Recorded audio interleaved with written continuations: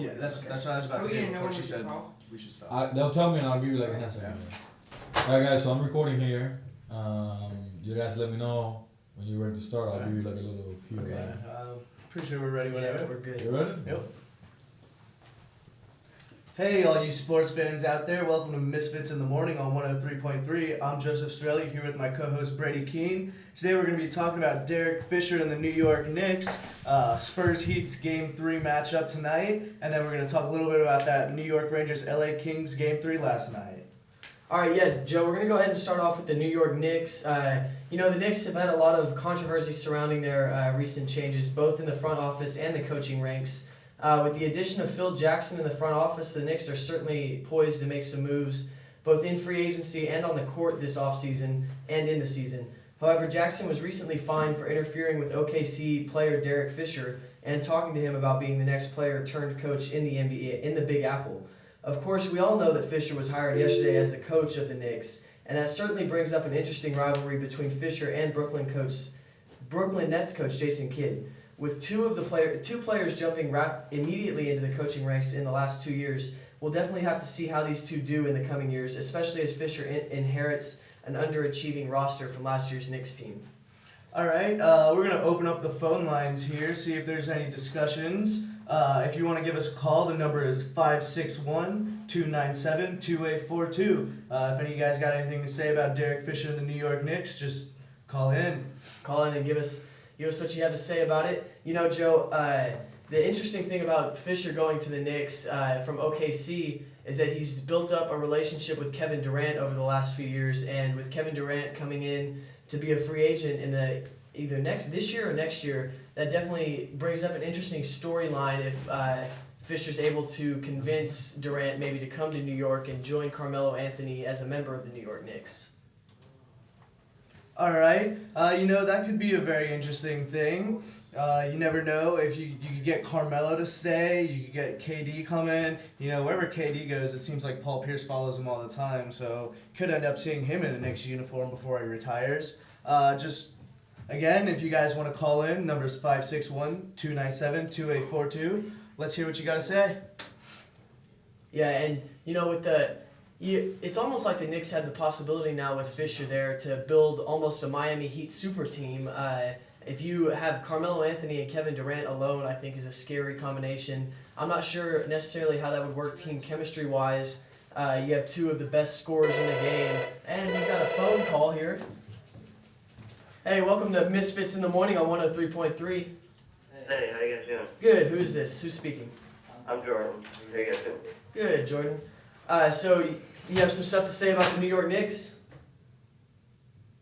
Yeah, Derek. Wait, what?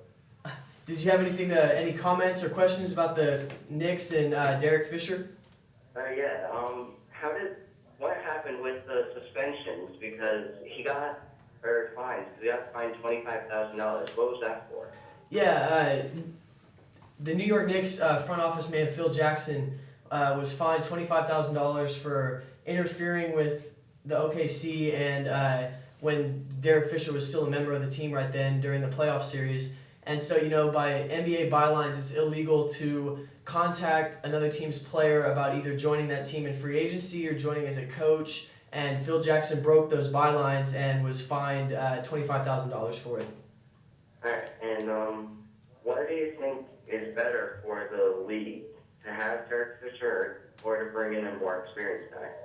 Yeah, that's definitely an interesting topic because it kind of depends on the situation, I think, because you get former players like, in the past we've had Mark Jackson with the Warriors, he just got fired, but then we have Jason Kidd with the Nets, Derek Fisher now with the Knicks, and I think it definitely brings a different aspect of, in-game knowledge to the court because the coach coming straight off the court into the coaching circle provides players with a different mentality. They know their coach has been in the situation they were as early as a year ago.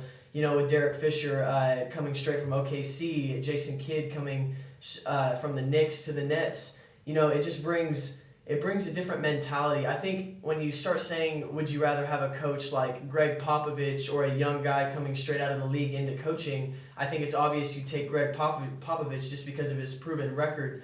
But I think over the next few years, we'll start to see that these younger coaches coming straight out of the league definitely provide a added bonus to especially young teams, with guys who need mentorship. They almost serve as a captain of the team, but they end up being the coach as well. All right, thanks, guys. All right, thank you for calling. All right, and our next topic for today is going to be the Miami Heat and Spurs Game 3 preview for tonight. Yeah, I mean, it seems like we've gotten past that whole LeBron James cramping issue from Game 1. After he came back in Game 2, put up 35, led the Heat to a win. Most people thought, oh, Spurs win Game 1, this series is over, LeBron's a baby.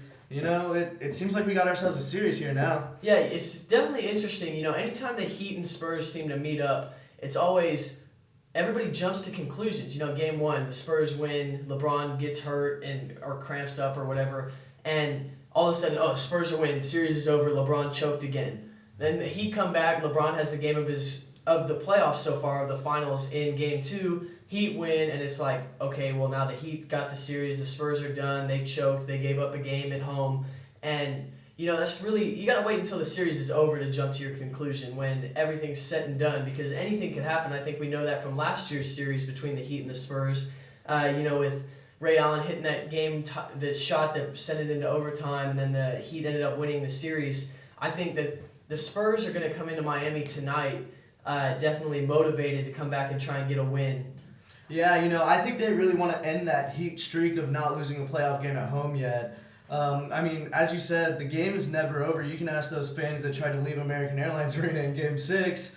You don't know what's going to happen until that last buzzer. So, if you guys got any questions or any predictions for the games, the phone line's open. Number is 561-297-2842. Again, that phone number to reach us here on Misfits in the Morning on 103.3 is 561-297-2842.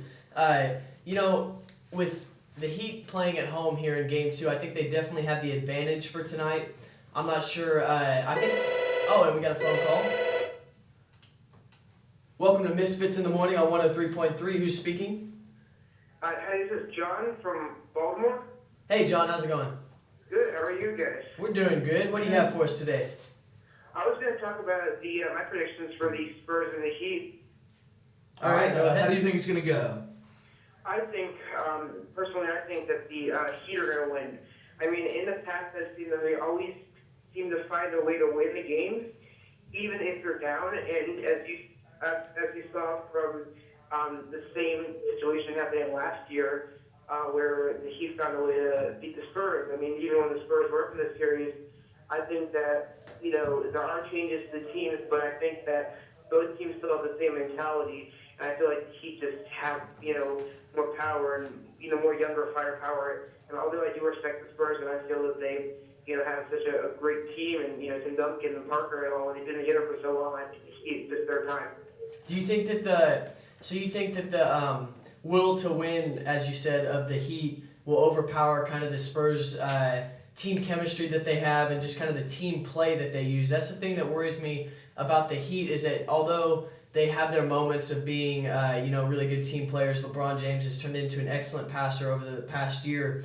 I just feel like they don't play the best defense all the time, and the Spurs' methodical ball movement could get to them. Yeah, I mean, everyone says the Heat's a great team. They're overall, they don't rely on one player. But, they had that big lead in Game 1, and all of a sudden LeBron goes out, and we all saw what happened.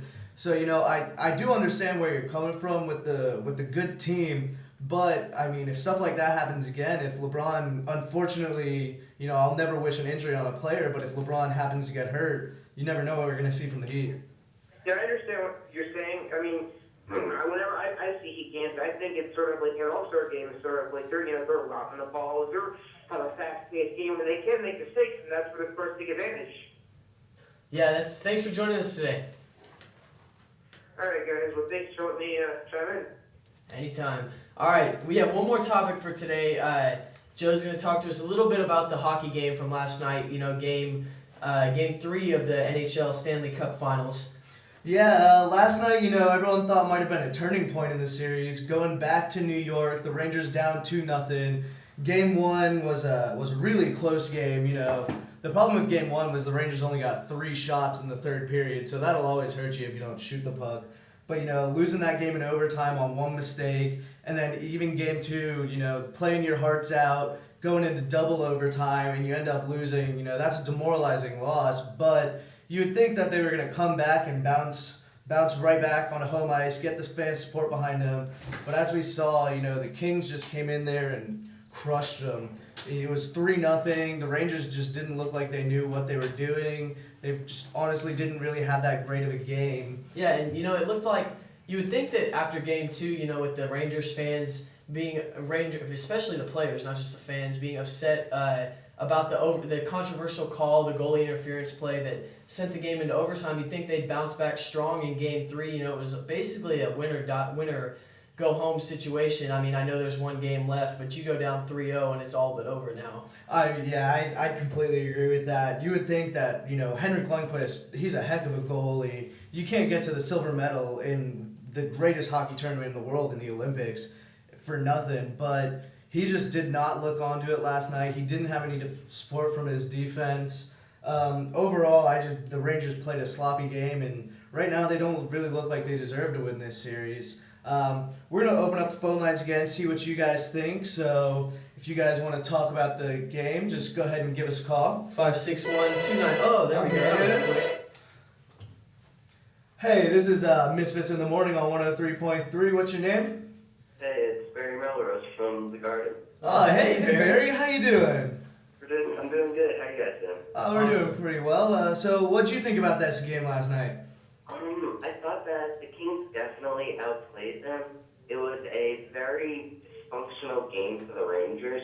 Their defense was okay. The only reason why it did not end up being 6-0 was because of Henrik Lundqvist, which is where the Rangers would not be in this playoffs without Henrik Lundqvist. And if Lundqvist does not have 4 straight unbelievable games, this series is over.